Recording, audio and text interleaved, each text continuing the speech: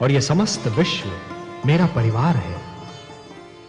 भक्त प्रहलाद तो मेरा एक महान भक्त है महादेवी, और अपने भक्तों से मैं इतना अधिक हूं। और उस रूप में जो मैंने हिरण्यकशिपु के वध के समय असुरलोक में देखा था, कहां ये पुष्प की भांति खिला हुआ मुख जिस पर उषा की लालिमा बिखरी हुई है, ये शांत और क्षीर सागर जैसे नयन जिनमें कोई उतरता चला जाए तो भी उसकी गहराई नहीं नाप सकता। ये समस्त सृष्टि को सुख और संतोष देने वाली मुस्कान, जिसको देखते ही आपके चरणों में हृदय अर्पित करने को मन करे। और कहा वो विकराल रूप जिसे देखते ही हृदय में कंपन आरंभ हो जाए, आंखें मूंद लेती हूं डर से।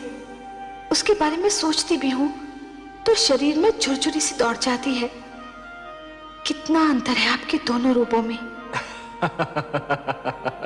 महादेवी, आज तो हमारा सौभाग्य है कि आप प्रेम सुधा की वर्षा हम पर कर रही हैं। मैं तो आपसे पहले भी कह चुका हूं महादेवी कि अपने भक्तों के उद्धार के लिए मैं कोई भी भयानक रूप भी धारण कर सकता हूं। भक्ति की शक्ति मुझसे वो सब करा सकती है जिसकी कल्पना भी नहीं की जा सकती। परंतु वो क्रोध जैसे ज्वालामुखी फट पड़ा हो, जैसे समस्त सृष्टि में भूकंप आ गया हो, जैसे सागर अपनी सारी शक्ति के साथ बिफर उठा हो। मैं तो समझी थी कि आज सृष्टि का पालनहार स्वयं ही सृष्टि का संहार करने पे तुला हुआ है। सत्य तो यह है कि मैं अत्यंत भयभीत हो उठी थी कमल नयन, अत्यंत भयभीत। महादेवी, मैं सब कुछ सहन कर सकता हूं महादेवी, परंतु यदि कोई व्यक्ति अभिमान में यह कहने लगे कि वह स्वयं ही ईश्वर है, मैं उसे कदापि सहन नहीं कर सकता। मैं ये भी सहन नहीं कर सकता महादेवी कि अहंकार को यह भ्रम हो जाए कि उसने सदाचार पर सदा के लिए विजय प्राप्त कर ली है। अंधकार को यह भ्रम हो जाए कि उसने प्रकाश पर विजय प्राप्त कर ली है, या फिर असत्य इस भ्रम में पड़ जाए कि उसने सत्य पर विजय पा ली है। पर मैं क्या करूं कमल नयन? मैं तो आपके इसी रूप पर मोहित हूं जो इस समय मेरे नेत्र देख रहे हैं। यही सुंदर मुखड़ा मेरे मन में बसा हुआ है। ये मुकुटधारी ललाट, यही सूर्य और चंद्र को लजाने वाला सुंदर मुखड़ा, ये दीप समान जगमगाते नेत्र, इसी को देखकर ही तो मैंने अपना हृदय आपके चरणों में रख दिया था।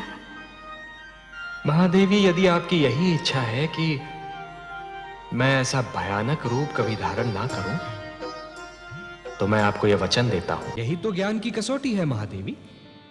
एक ज्ञानी व्यक्ति वही होता है जो यदि किसी प्रश्न का उत्तर नहीं जानता तो चहुओर देखता है, दूसरों के अनुभवों से और दूसरों की चिंतन शक्ति से ज्ञान जुटाने का प्रयास करता है।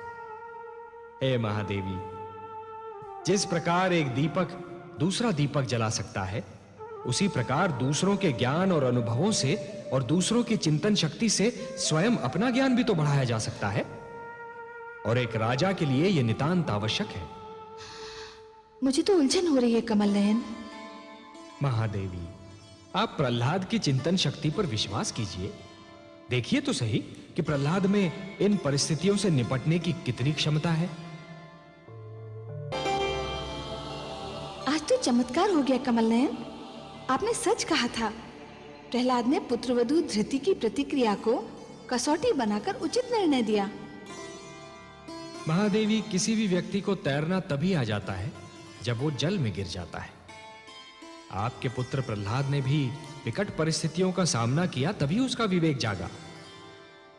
जिस प्रकार कुंदन बनने के लिए सोने को पहले अग्नि में तपना पड़ता है, उसी प्रकार किसी भी व्यक्ति को अपनी भीतर की क्षमताओं को जानने के लिए परीक्षा की अग्नि में तपना पड़ता है महादेवी। परंतु मुझे तो आश्चर्य हो रहा था कि प्रहलाद जैसे कोमल स्वभाव और करुणा भरा हृदय रखने वाले ने मृत्युदंड दे कैसे दिया, और वो भी एक नारी को।